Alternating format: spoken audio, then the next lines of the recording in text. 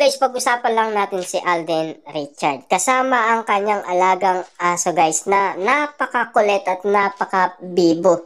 Siya pala guys yung asong nag-iintay kay Alden Richard sa kanyang pagdating. Alam naman natin guys no, yung mga aso kasi kapag sila ay napapaiwalay umano sa kanilang malalapit na amo, sila ay umiiyak din, 'di ba? At sila ay nalulungkot din, 'di ba?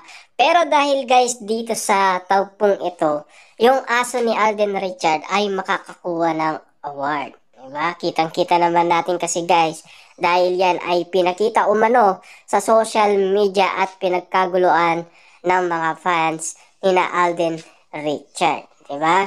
At alam naman natin guys, talagang napakagaling ng kanyang aso. Dahil bibong-bibo at siyempre tahimik lang at napakabait ng kanyang aso. 'Di ba? Tamang-tama guys ang kabaitan ni Alden Richard dahil may papamana niya guys sa kanyang aso ang kanyang kabaitan. Kita niyo naman guys no, ang alaga niyang aso ay spotted ito noong si Alden Richard ay nasa Itbulaga pa siya dahil noon kasi ay nagtayo siya ng bahay. At siyempre, spotted ang mga aso niya, 'di ba? At siyempre, ang sinasabi niya nga na close niya, ayan ang aso. Yan kasi guys, ang pinakamalapit kay Alden Richard. Kahit na local na aso guys, siyempre, napakabait nito para sa kanya. 'Di ba?